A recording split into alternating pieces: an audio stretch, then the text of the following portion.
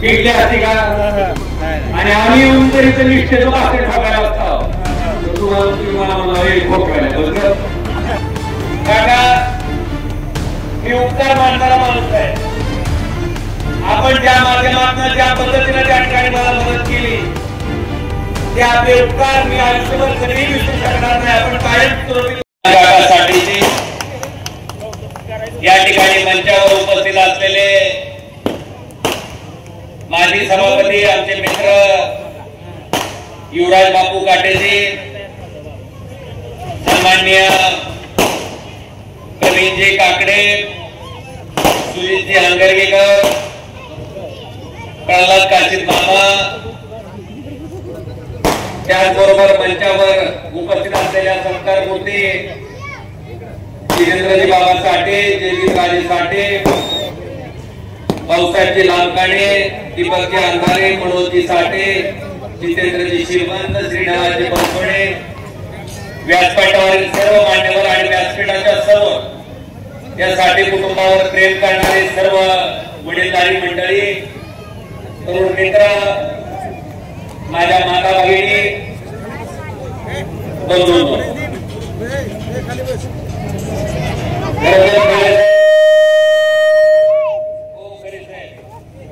तुमच्यामुळे आम्ही थांबलो.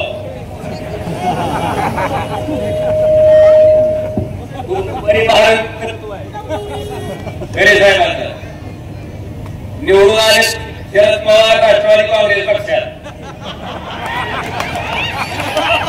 आणि आता शिंदे साहेबांना सोडून आले. आझाद शत्रू माणूस आहे,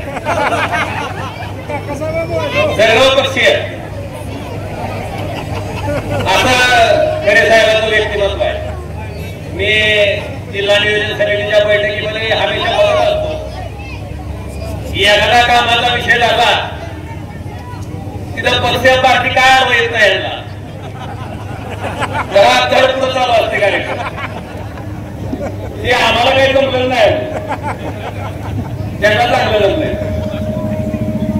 आज असो या सोहळ्याला येण्यामागचं प्रमुख कारण असं की आदरणीय बळीराम काका साठे यांच्याकडं ज्यावेळेस आपल्या लोकसभेच्या निवडणुका चालू होत्या त्यावेळेस वैराची सभा करून मी रात्री 10-10:30 नंतर इथं आलो होतो आणि काकांना विनंती केली होती की काका तुमची राजकारणातली बरीच वर्ष त्या ठिकाणी आहे. या निवडणुकीमध्ये तुम्हाला माहिती आहे निवडणूक कशी होती ती 6 मध्ये 5 आमदार विरोधात, साक्षात मोदी साहेब सभेला इथं आपल्या विरोधात आणि पैशाची आमची अवस्था तर अशी बिकट आणि पुढे निसता महापूर. काकाला विनंती केली होती काका तुमच्या आसपास मधले काही गाव आहे तुमच्या शब्दाला त्या ठिकाणी मानणारा मतदार आहे आणि त्यावेळेस त्या निवडणुकीमध्ये तुमचं आव्हान तुमची मदत ही नितांत गरजेची आहे. त्यावेळेस काकांनी वडिलकीच्या नात्यानं अगदी स्वतः उमेदवार आहे असं समजून मला वाटतं ह्या ओमराजेसाठी त्या ठिकाणी स्वतःच्या छातीची ढाल केली होती आणि माझ्यासाठी एक मत त्या ठिकाणी मागायचं काम काकांनी केलं होतं. आणि मग काल मला विनंती केली की बाबा आता असा कार्यक्रम आहे म्हटलं आता काकांचं निमंत्रण आल्यावर आपल्याला गेल्याशिवाय काय पर्याय नाही. नाहीतर काका म्हणायची हल्ला करत होती तेव्हा रात्री 10:30 आले आणि आज मात्र काय ओमराजे दिसत नाही. काका मी उपकार मानणारा माणूस आहे. आपण ज्या माध्यमातून ज्या पद्धतीने त्या ठिकाणी मला मदत केली ते आपले उपकार मी आयुष्यभर कधीही विसरू शकणार नाही. आपण कायम स्वरूपी तुमच्या उपकारात राहूनच माझ्या परीनं माझ्या वतीनं जेवढं काही करता येईल तेवढं सर्वसामान्य माणसासाठी अगदी तुमचा आदर्श मानूनच.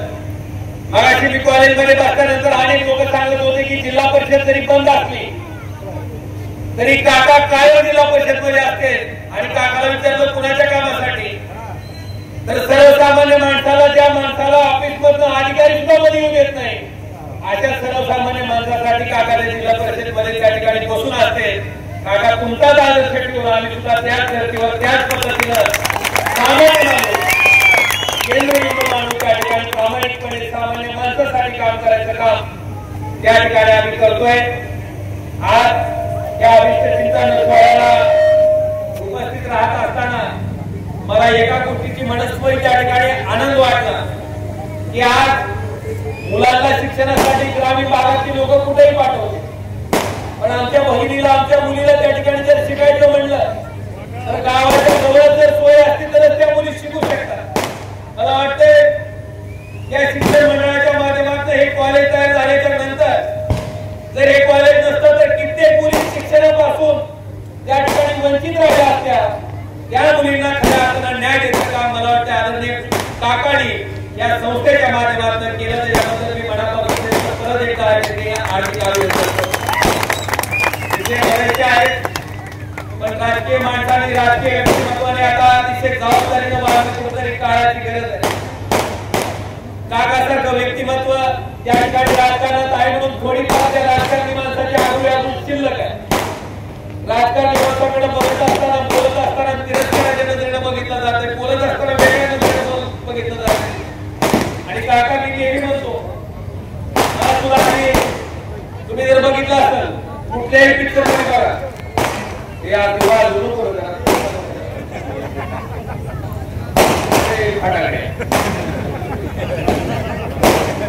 तुम्ही बघा हिंदी सिनेमा असू द्या, मराठी सिनेमा असू द्या, एखादा राजकारणी माणूस जर दाखवला हिंदी सिनेमा तर त्याचा जो कुणाला ठरलेला पक्का आमची होईल। मराठी पिक्चर असला तर निळू बोली असं आठवत असं का ठीक आहे। प्रत्येक क्षेत्र आहे, प्रत्येक क्षेत्रामध्ये माणसं असते, चांगले असते वाईट असते, पण हे असं दाखवलं जाते सारखंच राजकारणामधला माणूस म्हणला गेला मुस्कुरी निळोखोरी ही निगेटिव्ह बोलत का? अरे साहेब त्याचं उत्तर मला महाराष्ट्रात झालेल्या राजकारणाच्या घडामोडीच्या नंतर कळालं। म्हणलं लोकांची चूक नाही म्हणजे चूक कुणाची विकास करायचा म्हणून सुरत मार्गे गुवाहाटीला जी लोक पालखी पडली काय आदर्श घ्यावा खालच्या माणसांनी, काय विचार करावा आमच्याबद्दल चांगला, म्हणजे जिकडे खोबरं तिकडे चांगलं करा। मला वाटतं ह्या पद्धतीचं उत्तर माझ्या राजकारणाच्या 2.5 वर्षाच्या कालखंडामध्ये मिळालं।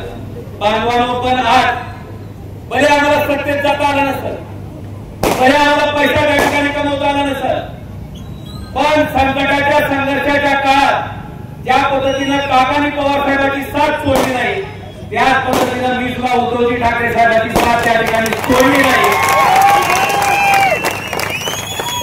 कारण का तुम्ही इतिहास जर बघितला तर पळून जाणाऱ्याचा इतिहास कधीच लिहिला जात नाही, सांगितलाही जात नाही।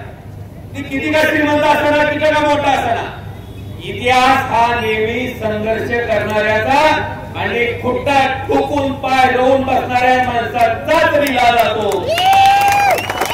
आणि त्याच पद्धतीनं या संकटाच्या संघर्षाच्या काळात ज्या पक्षानं ज्या पक्षप्रमुखांना आपल्यावर विश्वास टाकला, त्या चिन्हाच्या माध्यमातून जनतेनं आपल्यावर विश्वास टाकला, त्यांच्या मताची कुठेही प्रतारणा न करता प्रामाणिकपणे जिथं आहे तिथंच त्या ठिकाणी आम्ही ठामपणे उभे आहेत। आणि बांधवांनो आमच्याकडे बघत असताना आम्ही सुद्धा विकास करायच्या नावाकडे जर सुरत मार्गे गुवाहाटीला गेला असता तर आम्हाला ती तिची नजर भेटली असती का? भेटली असती का? आणि आम्ही येऊन जर इथे निष्ठेचं भाषण ठोकायला असता तर तुम्ही मला म्हणला खोकवायला बस काय राहिलं सांगा की भाषण करायला काही करता येते, आपलं वागणं सुद्धा तसंच नाही।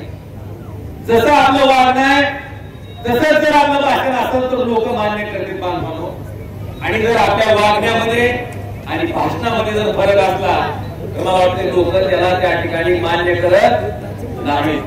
असो बराच वेळ झालाय, आज मी या ठिकाणी ज्याचा आपण अभिष्ट चिंतनाच्या निमित्तानं सत्कार करतोय त्या जितेंद्र बाबांना त्याचबरोबर जयदीप राजे साठे दोघांनाही मी आई तुळजाभवानीच्या चरणी प्रार्थना करतो की त्यांना उदंड आयुष्य लाभावं, निरोगी आयुष्य लाभावं, अशा पद्धतीनं सर्वसामान्य माणूस केंद्रबिंदू मानून कायमस्वरूपी सर्वसामान्य माणसासाठी त्यांनी कार्यरत राहावं या शुभेच्छा सदिच्छा या ठिकाणी मी आई तुळजाभवानीच्या चरणी मागतो। या सुंदर अशा कार्यक्रमाला मला येतात, या कार्यक्रमाचा साक्षीदार होतात आदरणीय काकांचा त्या ठिकाणी आशीर्वाद घेता आला आणि सगळ्यात महत्वाचं राजूजी तुमची वाट बघता आली त्याच्याबद्दल सर्वांचे आभार आणि ऋण व्यक्त करून आपल्याला शुभेच्छा देऊन तुमच्या सगळ्यांची रजा घेतो। हा कार्यक्रम असाच पुढे चालू राहणार आहे। माझ्या मतदारसंघामध्ये सुद्धा गणदेवते रीतीचा उरस आहे आणि त्या उरसाचा संदल हा वेळेत निघतो, त्यामुळे